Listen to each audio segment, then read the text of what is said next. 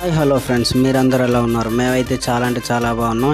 ఈరోజైతే మీకోసం సరికొత్త వీడియోని మీ ముందుకు తీసుకురావడం జరిగింది.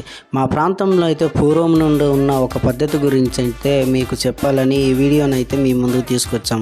ఎందుకంటే ఒక ఇంట్లో ఎవరికైనా పెళ్ళి అయినట్లయితే, అంటే అమ్మాయి కానీ అబ్బాయి కానీ పెళ్ళి అయినట్లయితే వాళ్ళ అత్తమామ వాళ్ళు ఎవరింటికి ఎవరు వచ్చినా కానీ ముందరైతే వాళ్ళని అయితే చక్కగా అందరు కలిసి కట్టుగా వాళ్ళని అయితే పిలిచి విందు అరేంజ్ చేసి వాళ్ళకైతే చక్కగా భోజనాలు పెట్టి, ఈ పద్ధతి అయితే మాకు పూర్వం నుండే ఉందండి. మా పెద్దలు మా తాతలు అందరూ కూడా ఈ పద్ధతిని అయితే పాటించారనమాట.